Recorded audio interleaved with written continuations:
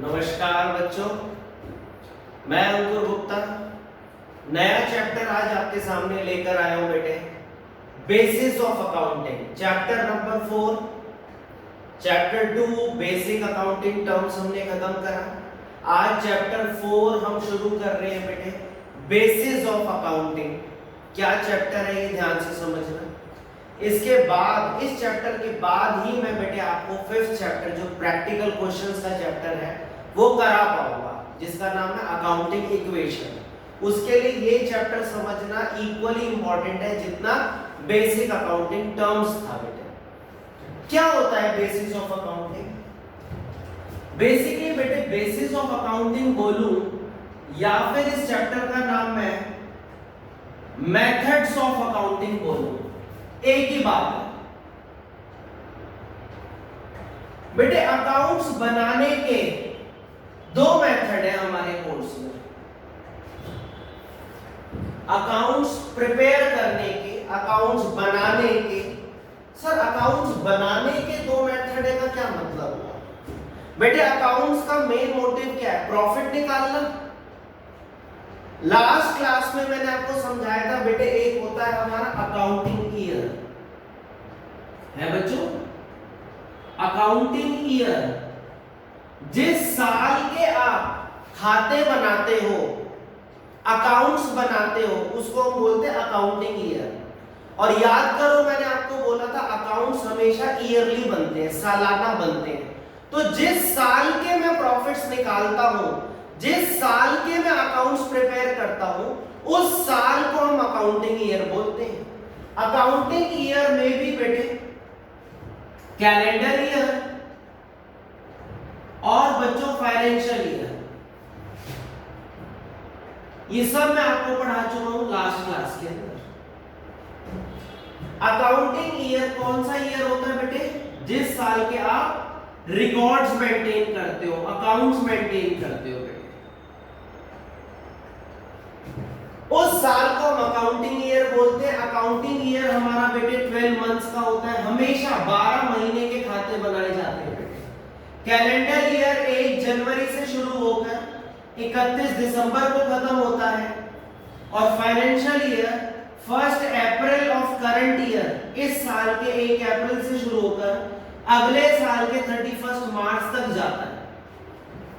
दोनों ही आप calendar year या फाइनेंशियल ईयर में कोई भी एक ईयर आप ऑप्ट कर सकते हो अकाउंट्स बनाने के लिए। 99.99% लोग या 100% लोग फाइनेंशियल ईयर ही ऑप्ट करते हैं इन इंडिया। 1 अप्रैल से 31 मार्च, इस ये भी बेटे 12 महीने का ही तो है, ये भी 12 महीने का, कुछ भी ऑप्ट करो, लेकिन इंडिया में लोग फाइनेंशियल ईयर ही ऑप्ट करते हैं और खाते बनाते हैं। तो कहता जब आप फाइनेंशियल ईयर के अकाउंट्स बनाओगे तो उन अकाउंट्स को बनाने के दो तरीके हैं। मतलब प्रॉफिट्स, पूरा साल का जो आप प्रॉफिट निकालना चाहते हो, प्रॉफिट निकालने के बेटे अकाउंट्स बनाने का मेन मोटिव क्या है कि बालाजी इंस्टीट्यूट ने क्या कमाया at the end of the year, पूरे साल इतनी मेहनत से काम किया, कमाया क्या, ये जानने के लिए तो हम अकाउंट्स बनाते हैं बेसिकली। तो प्रॉफिट्स हमेशा ईयरली निकलते हैं बेटे, अकाउंट्स हमेशा ईयरली बनते हैं। ईयर, जिस साल के अकाउंट्स बनते हैं वो अकाउंटिंग ईयर है।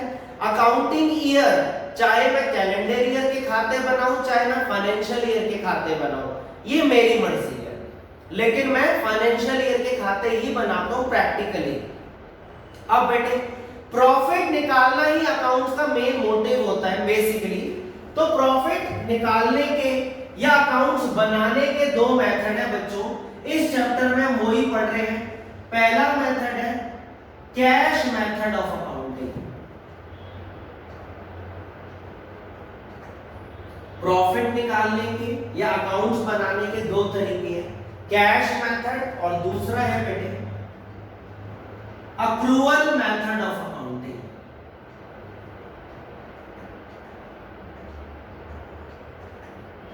हमारे कोर्स में दो मेथड है, कैश मेथड से भी प्रॉफिट निकाल सकते हो, एक्रूवल मेथड से भी किसी बिजनेसमैन के प्रॉफिट निकाल सकते हो। बेटे प्रॉफिट निकालना ही अकाउंट्स बनाने का बेसिक मोटिव होता है। तो कहता अकाउंट्स बनाने के दो तरीके हैं, या फिर मैं बोलूं प्रॉफिट कैलकुलेट करने के दो तरीके, one and the same thing बात करता हूं मैं जनरली, है ना। तो दो मेथड कौन कौन से हो गए, कैश मेथड और एक्रूअल मेथड। किस चीज के, अकाउंट्स मेंटेन करने के या प्रॉफिट कैलकुलेट करने के। एक्रूअल मेथड को प्यारे बच्चों में मर्केंटाइल मेथड ऑफ अकाउंटिंग भी बोलता हूं। मर्केंटाइल, मर्केंटाइल का मतलब होता है बेटे business. Mercantile method of accounting भी बोला जाता है इसको।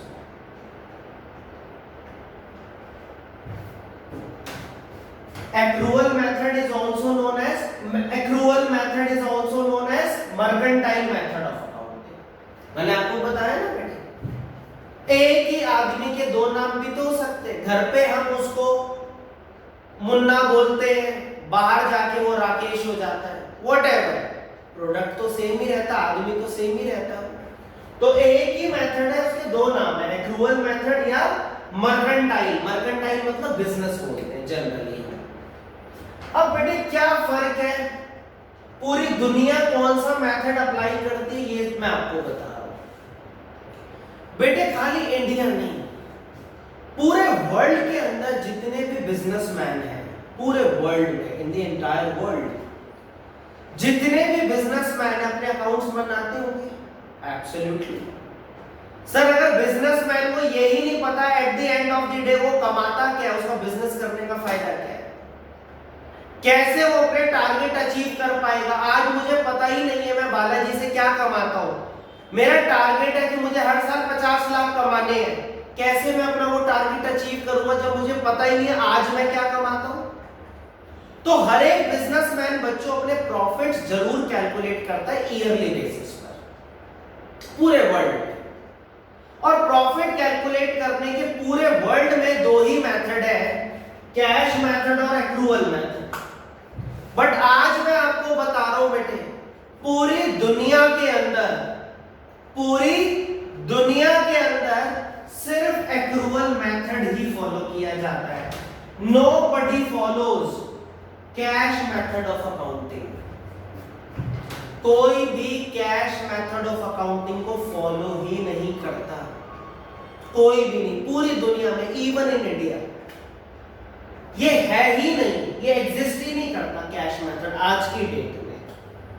सर फिर पढ़ा क्यों रही हो बेटे, मैंने नहीं कोर्स ड्राफ्ट किया, NCERT course is guided by CBSE, उन्होंने बोला बच्चों को दोनों मेथड पढ़ाओ।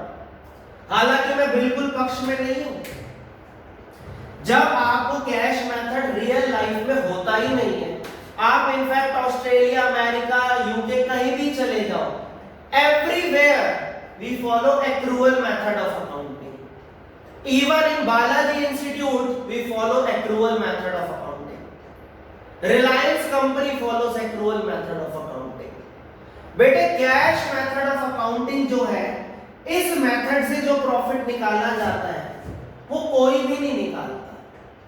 ये पुअर मेथड है, इसलिए कोई अप्लाई नहीं करता। हर एक आदमी एक्रूअल मेथड अप्लाई करता है, लेकिन हमारे कोर्स में तो मैं आपको इसलिए कैश मेथड भी पढ़ाऊंगा और एक्रूअल मेथड भी पढ़ाऊंगा, ये मेरी मजबूरी है। अब ध्यान से समझेंगे बेटे, दोनों मेथड बेटे आप चाहो तो ये बना सकते हैं। अब मैं आपको कैश मेथड और एक्रूअल मेथड क्या है उसको डिटेल में समझा रहा हूं।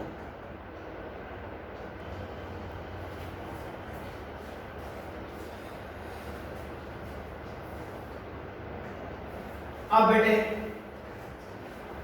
सपोज हम अकाउंट्स प्रिपेयर कर रहे हैं, हमारा अकाउंटिंग ईयर है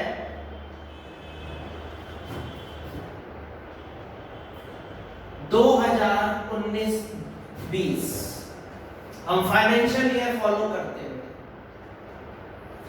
हम 2019-20 के अकाउंट्स बनाने जा रहे हैं। 2019-20 हमारा एक फाइनेंशियल ईयर है, ये यहां से कोई भी जल्दी नहीं।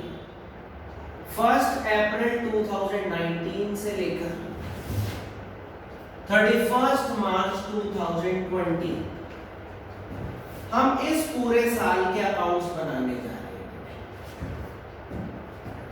That is financial year 2019 and 20। 12 महीने हम इसके अकाउंट्स बना रहे हैं कि हमने 19-20 में इस पूरे साल में क्या कमाया, बताओ जी, प्रॉफिट निकाल। सर प्रॉफिट निकालने का एक तरीका है, जितना भी रेवेन्यू आए, पैसे आए, आमदनी, रेवेन्यू इनफ्लो, उसमें से माइनस कर दूं अगर मैं एक्सपेंस, खर्चे, आमदनी माइनस खर्चा, वो आ जाएंगे मेरे प्रॉफिट्स। सर इसमें क्या इतनी लंबी चौड़ी बात है? 2019-20 में बालाजी इंस्टीट्यूट में जितने भी पैसे आए होंगे वो रेवेन्यू हो गया, जितने भी पैसे खर्च हो गए होंगे वो एक्सपेंस हो गया, तो उसमें से माइनस कर दोगे तो प्रॉफिट आ जाएंगे। इसमें इतने मेथड बनाना और इतनी क्या लंबी चौड़ी बात है? ये कहना आसान है बच्चों, ऐसा नहीं होता बेटे। पूरी डिटेल आपको पढ़नी पड़ेगी, ध्यान देना बेटे। अप्रैल, मई, जून, जुलाई, अगस्त, सितंबर, अक्टूबर, नवंबर, दिसंबर, जैन, फेब और मार्च, ये हमारे मंथ्स। अप्रैल, मई, जून, जुलाई, अगस्त, सितंबर, अक्टूबर, नवंबर, दिसंबर, जैन, फेब और मार्च, ये हो गए हमारे 12 महीने बच्चों। जनरली क्या होता है बेटे, हमारे इंस्टीट्यूट का जो बिजली का बिल है, अप्रैल का बिल मई के अंदर आता है और मैं मई में पे करता हूं। समझ रहे हो बेटे?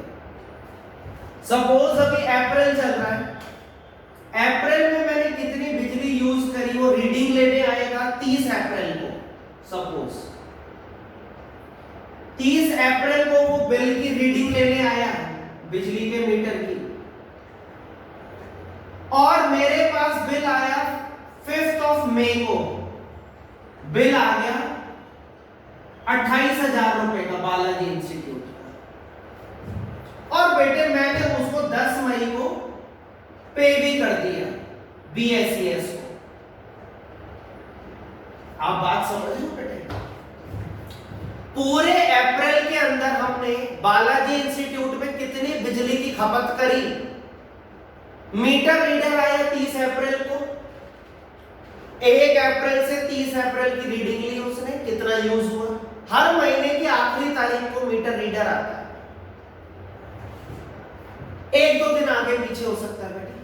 30 अप्रैल को उसने मीटर की रीडिंग करी, 5 तारीख को मेरे मेल पर बिल आ गया 28,000 का। मैंने बेटे 10 तारीख को वो बिल सरकार को जमा भी करा दिया, 10 मई को।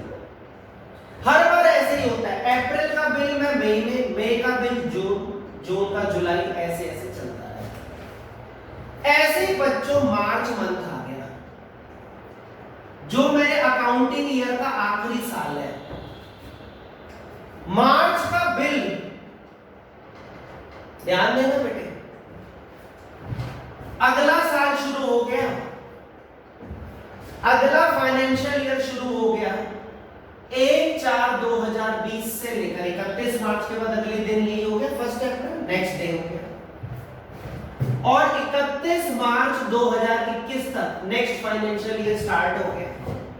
फाइनेंशियल ईयर 2020-21 स्टार्ट हो चुका है।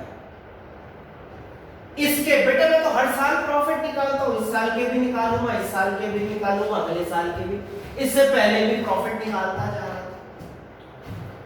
हुआ क्या, 31 मार्च 2020 जा चुका है, मार्च 2020 का बिजली का बिल, मार्च 2020 का बिजली का बिल मैंने यहां पर बेटे 8 अप्रैल 2020 को पे कर दिया। मार्च में मेरे बिजली का बिल आया था 15,000 का, वो मैंने 8 अप्रैल को पे कर दिया। ये मेरी कोई फॉल्ट नहीं है, सिस्टम ही ऐसा है। टेलीफोन का बिल, बिजली का बिल, पानी का बिल, स्टाफ की सैलरी, हमेशा बेटे जैसे आपके पिताजी की सैलरी है वो अप्रैल में काम करते हैं तो आखिरी दिन सैलरी मिलती होगी या अगले महीने की 2, 4, 5 तारीख को 1 तारीख को सैलरी मिलती होगी? पूछ रहा हूं उनसे। अप्रैल में अगर वो पूरे महीने काम कर रहे तो 1 मई को उनकी सैलरी, या 2 मई को, या 5 मई, और कई कंपनीज ने तो रूल बना रखा है हर महीने के आखिरी दिन के बाद 7 दिन काउंट कर लो। मतलब अप्रैल की सैलरी 7 मई को मिलेगी, अगले महीने की 7 तारीख को सैलरी मिला करेगी, ये रूल बना लेते हैं। ऐसे बेटे बिजली का बिल भी अगले महीने पे करोगे, पानी, ये नेचुरली बेटे जब तक पूरे महीने की रीडिंग जब नहीं लेगा वो, तो बिल कैसे आएगा? तो बिल आने में, पे करने में अगला महीना हो ही जाता है। या ये सारे महीने तो क्लियर है, अप्रैल का, मई में, जून में, जुलाई, ये सब तो ठीक है। मार्च का बिल 15,000 रुपए का है, ये पक्की बात है, ये मार्च में जो बिजली यूज करी है उसका बिल है। लेकिन मैंने मार्च 2020 का जो बिल है वो अप्रैल 2020 की 8 तारीख को पे किया है, यानी कि मार्च 2020 फाइनेंशियल ईयर 19-20 में आती है बेटे, आ रही है सर, और 8 अप्रैल 2020 फाइनेंशियल ईयर 2020-21 में आ रही है, आ रही है। मतलब 2019-20 का खर्चा 2020-21 में पे हुआ, हो गया ना कमाल? बताओ ये खर्चा 19-20 का खर्चा मानूं या 20-21 का खर्चा मानूं? बेटे ध्यान से सुनना मैं क्या कह रहा हूं, यही चीजें आपको आगे लेके जाएंगे। मैं सीधा थ्योरी लिखवा के आगे बढ़ सकता था, वो मेरे को आता ही नहीं है बेटे। पहले जड़ समझो, क्या हो रहा है बच्चों? मार्च का बिल, मार्च 2020, बताओ मार्च 2020 19-20 फाइनेंशियल ईयर में फॉल करता है या 20-21 में? सर मार्च 2020 तो 19-20 में आता है, 31 मार्च तक तो 19-20 में आता है, बिल्कुल ठीक। यानी कि मार्च 2020 यानी कि 2019-20 का 1 महीने का खर्चा, खर्चा है कौन से साल का? 19-20 का। मार्च 2020 बेटे 2019-20 में तो फॉल करती है। मार्च 2020 का बिजली का बिल अप्रैल 2020 में आपने पे करा, और अप्रैल 2020 का मतलब अगला फाइनेंशियल ईयर स्टार्ट हो गया, 2020-21 स्टार्ट हो चुका है। मुझे ये बता दो 15,000 का खर्चा 19-20 का खर्चा मानूं या 2020-21 का खर्चा मानूं? आपका क्या जवाब है? मन में सोच के बताओ, घर पे बैठे बैठे। सर कुछ बच्चे कहेंगे हमने पेमेंट यहां करी है तो यहां का खर्चा मानो, कुछ बच्चे कहेंगे कि नहीं सर मार्च 2020 का खर्चा है तो 19-20 का खर्चा मानो ना। ना 19-20 में मार्च में हम बिजली का यूज करते, ना 20-21 में उसका बिल आता। ये समझदार बच्चे हैं। जो ये कह रहा है ना कि 20-21 का खर्चा मानो, मैं उनको गलत कहता हूं, वो कैश मेथड कहता है। सर क्या कह रहे हो? सुनते रहो आराम से, पूरी क्लास सुनो पहले। एक्रूअल मेथड जो यूनिवर्सली एक्सेप्टेड मेथड है पूरी दुनिया में, जो यूज होता है, वो कहता है ये 15,000 का बिजली का बिल 2019-20 में रिकॉर्ड करोगे। आप कहां रिकॉर्ड करोगे? 19-20 में रिकॉर्ड करोगे, क्योंकि ये खर्चा कहां का है? 19-20 का। सिर्फ पेमेंट 20-21 में करने से 20-21 का खर्चा नहीं हो जाता। ना आप 19-20 में बिजली का यूज करते, ना 20-21 में बिल आता। बेटे समझ में आ रहा है? आपका कारण क्या है? कारण मार्च 2020, ना मार्च 2020 में बिजली का यूज करते, ना अप्रैल 2020 में उसकी पेमेंट करनी पड़ती। स्टाफ की सैलरी, मार्च की सैलरी आप अप्रैल में देते हो अपने स्टाफ को सैलरी, ना मार्च में उससे जॉब करवाते, ना अप्रैल में सर आपको सैलरी देनी पड़ती। तो रीजन है मार्च 2020। ना मार्च 2020 में आप पानी यूज करते, ना अप्रैल 2020 में पानी का बिल देते। ना मार्च 2020 में आप टेलीफोन का रिचार्ज कराते, ना मार्च 2020 का बिल आप अप्रैल 2020 में पे करते। ना आप अपना केबल टीवी मार्च 2020 में देखते, ना अप्रैल में उसका बिल देना पड़ता या इंटरनेट का बिल देना पड़ता। बेटे मार्च महीने में आपने सर्विसेज को यूज करा है ना, समझ में आ रहा है? मार्च महीने में आपने सर्विस को यूज करा, उसकी पेमेंट अगर अप्रैल में करा दी तो वो अप्रैल यानी कि 20-21 का खर्चा थोड़ी बन जाएगा। एक और एग्जांपल देता हूं, मैंने मार्च में कुछ बच्चों को ट्यूशन पढ़ाई, बीकॉम के कुछ बच्चे आ गए बीकॉम ऑनर्स के कि सर हमें अकाउंट्स पढ़ा दो, हालांकि मैं पढ़ाता नहीं हूं। 4 बच्चे आ गए, उन्होंने कहा सर हमें अकाउंट्स पढ़ा दो। पुराने बच्चे थे, मैं उनको ना नहीं कह पाया। मैं मार्च में उनको पढ़ाता रहा, मैंने उनका पूरे मार्च में कोर्स खत्म करा दिया 15 दिन में। लेकिन उसमें से 2 बच्चों ने फीस मुझे अप्रैल में आकर दी। फिर से समझो, पढ़ाया कब? मार्च में। फीस कब दी? अप्रैल के अंदर। मुझे ये बता दो, जो अप्रैल के अंदर मुझे बच्चों ने 5,000 रुपए की फीस दी, ये जो इनकम आई, ये इनकम 19-20 की इनकम मानो या 20-21 की इनकम मानो? एक्रूअल मेथड कहता है ये 19-20 की इनकम है। ना 19-20 में बच्चों को पढ़ाते, ना 20-21 में उनकी फीस आती। कारण क्या है? रीजन क्या है? 19-20 बच्चों, एक्रूअल मेथड यही मेथड है जो पूरी दुनिया में फेमस है। कहता है जिस ईयर आपने काम किया है, जिस ईयर की वजह से खर्चा और इनकम है, उसी ईयर में उस खर्चे और इनकम को रिकॉर्ड किया जाता है। बेटे समझ में आया? मार्च का बिल अप्रैल में देने से वो 20-21 का खर्चा नहीं हो जाएगा, वो 19-20 का खर्चा है। मार्च की फीस 20-21 में आने से, अप्रैल 2020 में आने से वो 20-21 की इनकम नहीं बन जाएगी, वो 19-20 की इनकम ही रहेगी। एक्रूअल मेथड कहता है जिस साल का खर्चा है उस साल ही रिकॉर्ड होगा, पेमेंट हुई हो या ना हुई हो। एक्रूअल मेथड कहता है जिस साल की इनकम है उस साल ही रिकॉर्ड होगी, रिसीव्ड हुई हो या ना हुई हो। लेकिन उससे उल्टा है कैश मेथड। वाहियात मेथड पूरी दुनिया में यूज नहीं होता है। वो कहता है अच्छा कैश इस साल आया है 5,000, तो ये इसी साल की इनकम है। कैश इस साल गया है तो ये इसी साल का एक्सपेंस है।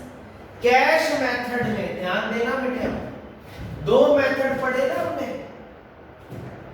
एक्रूअल मेथड और कैश मेथड। एक्रूअल मेथड में 5,000 की जो इनकम है, जो बच्चों की फीस आई है, और 15,000 का जो एक्सपेंस है बिजली का बिल, ये दोनों ही 2019-20 में रिकॉर्ड करे जाएंगे। जबकि कैश मेथड में 5,000 की इनकम और 15,000 का बिजली का बिल,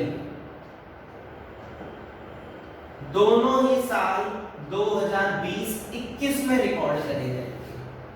कैश मेथड कहता है जब भी कैश रिसीव हो वो उसी साल की इनकम है, जब भी कैश पेड हो वो उसी साल का एक्सपेंस है। पुअर मेथड है यार। ये क्या मतलब हुआ? मतलब अगले साल 20-21 में मैंने बच्चों को पढ़ाया भी नहीं और खुश हो रहा हूं कि इस साल देखो मैं 5,000 कमा चुका हूं। ओ भाई, ये सारी मेहनत तो 19-20 की है, तो 19-20 का प्रॉफिट मानो ना, 19-20 में रिकॉर्ड करो। इसीलिए तो बेटे कैश मेथड कोई फॉलो नहीं करता वर्ल्ड के अंदर। क्या कहता बच्चों कैश मेथड? कहता जब भी माया आ जाए, पैसे आ जाए, वो उसी साल की इनकम है। कहता ये अप्रैल 20 में आई है ना फीस, अप्रैल 20 तो 2020-21 में आता, तो ये 20-21 की इनकम मान लो। और आपने बिजली का बिल 15,000 8 अप्रैल 20 को दिया है, 8 अप्रैल 20 का मतलब है 2020-21 की बात, तो 20-21 का खर्चा मान लो। यार ये क्या बात हुई है? मार्च में ना मैं टेलीफोन का यूज करता, ना अप्रैल में पेमेंट करनी पड़ती। उसका रीजन क्या है? मार्च का खर्चा तो मार्च में रिकॉर्ड करो ना, चाहे कभी भी पेमेंट हुई हो। और मार्च कौन से साल में आ रहा? 19-20 में आ रहा है। मार्च में अगर बच्चों को पढ़ाकर मेहनत करिए, सर्विसेज दी है, तो उनकी फीस मार्च में रिकॉर्ड करूंगा यानी कि 19-20 में रिकॉर्ड करूंगा। कुछ बच्चे हैं जो मेरे से 19-20 में पढ़े 12वीं अकाउंट्स, उनकी कुछ की फीस मेरे को 20-21 में आई, तो बताओ वो 20-21 की इनकम मानूंगा 19-20 की इनकम मानूंगा? 19-20 में पढ़ा है बेटे उनको पूरे साल, तो 19-20 में उनकी फीस रिकॉर्ड करूंगा ना। हाँ, कुछ बच्चे गरीबों ने बाद में पैसा दिया, वो बात अलग है, वो उस साल की इनकम नहीं हो जाएगी। उस साल तो मैंने उनको पढ़ाया ही नहीं, तो उस साल की इनकम कैसे बन गई? वो कैश मेथड उल्टा बोलता है। कैश मेथड कहता है कैश जिस साल रिसीव्ड हो उस साल की इनकम, जिस साल कैश पेड हो उस साल का खर्चा। लेकिन एक्रूअल मेथड जो कि पूरी दुनिया में एक्सेप्टेड है, वो कहता है जिस साल आपने सर्विसेज दी हैं उस साल ही आपकी इनकम मानी जाएगी। मार्च में पढ़ाया तो वो मार्च 2020 यानी कि 19-20 की कमाई है, जब मिली हो अप्रैल 2020 20-21 में। ऐसे ही मार्च 2020 यानी कि 19-20 का खर्चा 19-20 में ही रिकॉर्ड होगा, चाहे उसकी पेमेंट अप्रैल 2020 यानी कि 2020-21 में क्यों ना करी गई हो। तो बेटे कैश मेथड कहता है कैश रिसीव्ड जिस साल होगा उस साल की इनकम, कैश पेड जिस साल होगा उस साल का एक्सपेंस। लेकिन गलत method poor method. Accrual method कहता है जिस साल का खर्चा है उसी साल रिकॉर्ड होगा, पेमेंट हुई हो या ना हुई हो। ऐसे जिस साल की इनकम है उसी साल रिकॉर्ड होगी, चाहे हमें रिसीव्ड हुई हो या ना हुई हो। क्लियर है बेटे? तो ये देखो, आप चाहो तो साफ साफ इसको बना भी सकते हो बेटे एक्रूअल मेथड, और अब मैं आपको लिखवाऊंगा इसको तरीके से।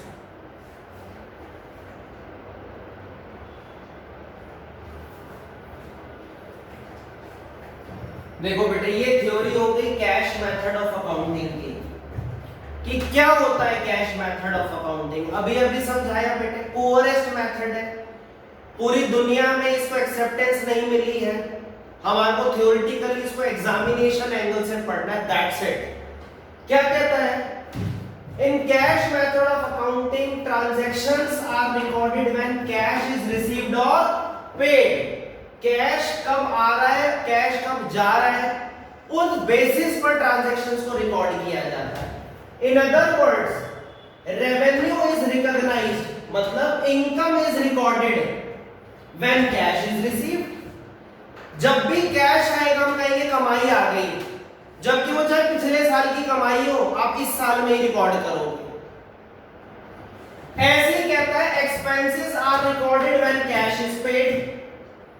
जैसे ही पैसा दिया आप कहोगे खर्चा हो गया, जब वो साल का खर्चा भी ना हो, पे किया 20-21 में, तो आप कहोगे 20-21 का खर्चा हो गया, जबकि वो खर्चा कब का है? 19-20 का। बेटे सोचो, अगर मैं सीधा थ्योरी लिखवाता आपको क्या समझ में आता? मैंने 20-25 मिनट लगा के पहले आपको पूरा इसका बेस समझाया, अब आपको थ्योरी में कोई दिक्कत ही नहीं आएगी। कहता है प्रॉफिट यहां कैसे निकाले जाते हैं? जितना कैश आ गया माइनस जितना कैश चला गया वो हो गया प्रॉफिट। जबकि ये गलत बात है, ये जो कैश आया हो सकता है ये तो पिछले साल की फीस आई हो, इस साल मैंने इस 2020-21 की फीस मान ली है, गलत बात है। जितना कैश गया कहता है इसी साल का खर्चा है, जबकि वो 15,000 बिजली का बिल इस साल का था ही नहीं 20-21 का, वो 19-20 का था, तब भी आपने 20-21 में मान लिया क्योंकि कैश इस साल दी है। ये गलत तरीका है बेटे। कहता प्रॉफिट कैसे निकलता है? जितना भी पैसा आ जाए माइनस जितना भी पैसा चला जाए, साल को भूल जाओ किस साल का है वो, जिस साल पैसा आया उसी साल की कमाई, जिस साल पैसा गया उस साल का ही खर्चा। पुअर मेथड ऐसा नहीं होता। कहता है नॉन प्रॉफिट ऑर्गेनाइजेशंस होती हैं बेटे एनपीओज। 12th क्लास में हमें एनपीओज के खाते भी कोर्स में है बेटे। हॉस्पिटल्स, चैरिटेबल ट्रस्ट, वृद्धाश्रम, मंदिर, ये सारे नॉन प्रॉफिट ऑर्गेनाइजेशंस होते हैं बेटे। वहां पर एक खाता बनाना सीखेंगे, रिसिप्ट एंड पेमेंट अकाउंट, सिर्फ वो कैश मेथड से बनाते हैं। कहता है non profit organisation like charitable trust prepares receipt and payment पर कैश मेथड ऑफ अकाउंटिंग। एक एग्जांपल है कि कैश मेथड क्या कहीं पर अप्लाई होता है, तो मुझे एक चीज दिमाग में आई कि हाँ सर, जब हम एनपीओस के खाते बनाते हैं जो 12th स्टैंडर्ड में हमारे कोर्स में है, वहां एक अकाउंट बनता है रिसिप्ट एंड पेमेंट अकाउंट, सिर्फ वो कैश मेथड ऑफ अकाउंटिंग से बनता है, बाकी कुछ नहीं बनेगा। एनपीओस में भी रिसिप्ट एंड पेमेंट छोड़कर हम बाकी सारे खाते एक्रूअल मेथड से बनाते हैं। फिर भी बेटे हमारे कोर्स में हमें लिखना तो पड़ेगा। तो अब आपको इतना समझाने के बाद ये थ्योरी लिखना, थ्योरी समझना बहुत आसान हो जाएगी। करो बेटे, सुंदर सुंदर लिखा है मैंने, कॉपी भी करो ऐसे।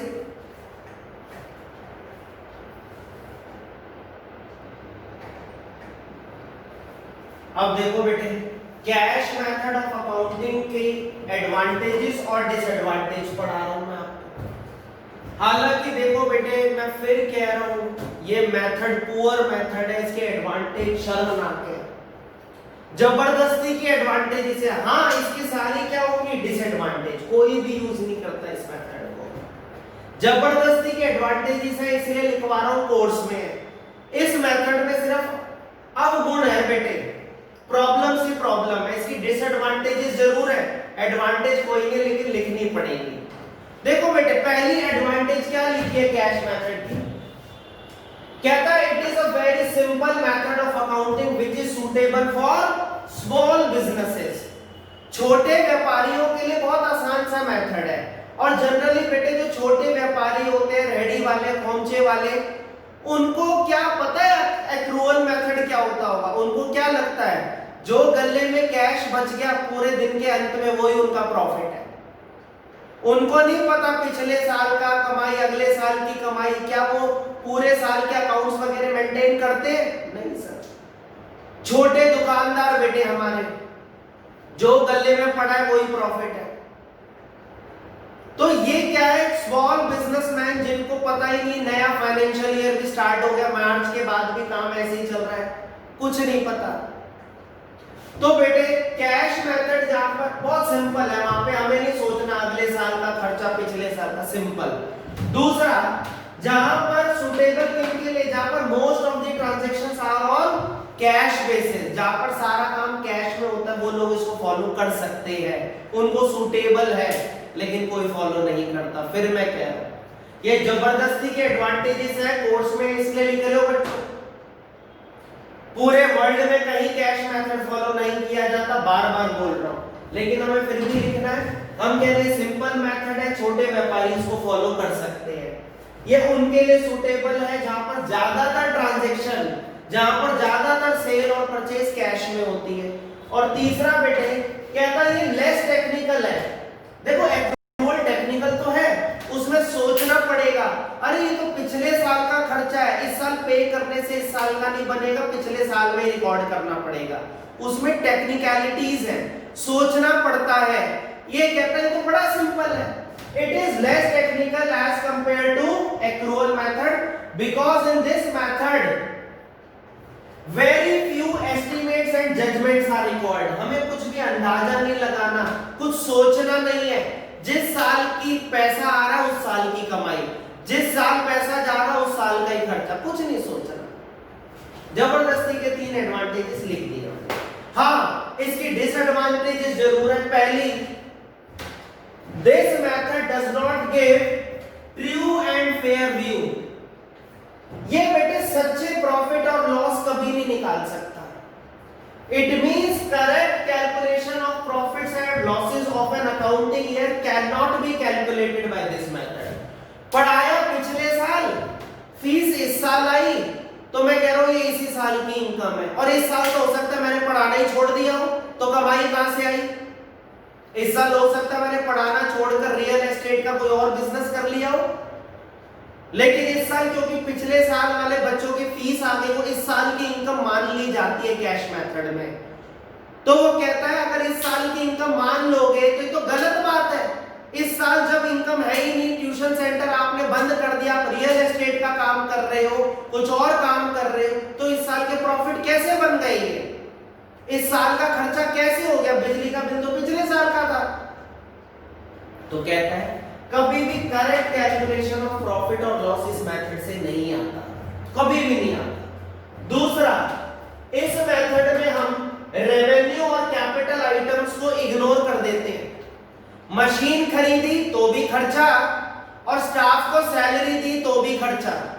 जबकि ऐसा नहीं होता।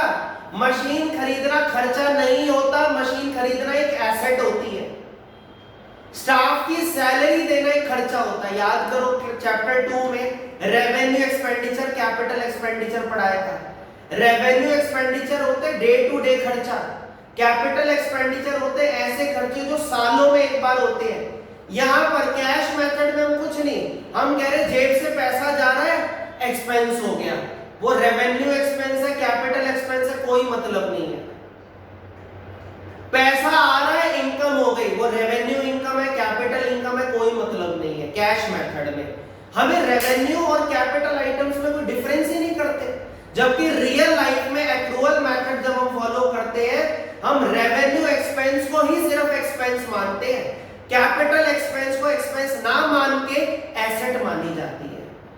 मशीन, बिल्डिंग, फर्नीचर ये हमारी एसेट है, सालों साल हमारे इंस्टीट्यूट को चलाने में मदद करेगी। रेवेन्यू एक्सपेंस जब तक सैलरी दे रहे हो, स्टाफ काम कर रहा है, नहीं तो भाग जाएगा, सिर्फ उसको खर्चा मानते हैं एक्रूअल मेथड में। कैपिटल एक्सपेंस अलग होता है, रेवेन्यू एक्सपेंस अलग होता है, कैपिटल रिसिप्ट अलग होती है, रेवेन्यू रिसिप्ट अलग होती है। लेकिन कैश मेथड में ऐसा कुछ भी नहीं है, सब खिचड़ी बना देते हैं। पैसा आया इनकम, पैसा गया एक्सपेंस, मतलब ही नहीं है वो रेवेन्यू है कैपिटल है। Poor method. तीसरी और आखिरी disadvantage, this method does not follow matching principle of accounting. Sir ये क्या होता है बेटे, इस पर मैं आपको डॉलर बनवाऊंगा, ये मैं आपको पढ़ाऊंगा चैप्टर 3 के अंदर। मैचिंग प्रिंसिपल क्या होता है, मैं चैप्टर 4 पढ़ा रहा हूं, चैप्टर 3 मैंने अभी छुड़वा दिया आपको, क्योंकि ये ज्यादा इंपॉर्टेंट है, उससे ये ज्यादा जरूरी है आगे बढ़ने के लिए। बेटे ये मैचिंग प्रिंसिपल आपका इमीडिएटली क्लियर हो जाएगा जैसे मैं चैप्टर 3 में पढ़ाऊंगा। आपको पता है मैं एक कंसेप्ट में कितना टाइम लगाता हूं बेटे, आज ये पढ़ाऊंगा ना तो इस सबसे डिस्ट्रैक्ट हो जाओगे आप, है ना। तो कैश मेथड ऑफ अकाउंटिंग आज कंप्लीट कर दिया थ्योरेटिकल में। ये एडवांटेज है 3 और ये 3 डिसएडवांटेज है, आप कॉपी कर सकते हो। कईयों को कंफ्यूजन हो रही होगी सर ये क्या है, बेटे प्रैक्टिकल लाइफ में कोई कैश मेथड नहीं होता, सिर्फ क्या होता है एक्रूअल मेथड, जो अगली क्लास में आपको लिखवाने वाला हूं। समझा पूरा दिया बेटे, भूल मत जाना, काइंडली अगली क्लास करने से पहले इसको रिवाइज जरूर करना। एक्रूअल मेथड कहता है जिस साल की इनकम है उसी साल में रिकॉर्ड होगी, जिस साल के खर्चे हैं उसी साल में रिकॉर्ड होंगे, चाहे पेमेंट हुई हो या ना हुई हो। मार्च 2020 का बिजली का बिल 2019-20 फाइनेंशियल ईयर में रिकॉर्ड होगा, 2020-21 में नहीं होगा, क्योंकि हमने अप्रैल 2020 में अगर पेमेंट करी है तो वो 20-21 का खर्चा नहीं माना जाएगा, 19-20 का ही खर्चा माना जाएगा। ऐसे ही बच्चों मार्च 2020 19-20 में जिन बच्चों को पढ़ाया है, अगर उनकी फीस 20-21 में आई है, अप्रैल 2020 में आई है, तो भी मैं उनको अपनी इनकम 19-20 की ही मानूंगा, ना कि 20-21 की मानूंगा, क्योंकि वहां कैश आया है। कैश आने से वहां की इनकम नहीं बन जाएगी। पढ़ाया कब है 19-20 में, तो 19-20 की इनकम। बिजली कब यूज हुई है 19-20 में, तो 19-20 का खर्चा। क्लियर है बेटे, that is the best method of accounting जो वर्ल्ड वाइड यूज किया जाता है। पढ़ा आज दिया, लेकिन उसकी थ्योरी नेक्स्ट क्लास में लिखवाऊंगा बच्चों। बहुत एनर्जी से पढ़ाया है, बहुत मन से पढ़ाया है, कुछ भी पूछना हो डाउट में मत जीना, मुझे फोन कर लेना, ठीक है बच्चों। आज इतना ही करेंगे, परसों की क्लास में देखना एक्रूअल मेथड पढ़ के मजा ना आ जाए तो कहना। टिल देन बाय बाय बच्चों, टेक केयर, बाय।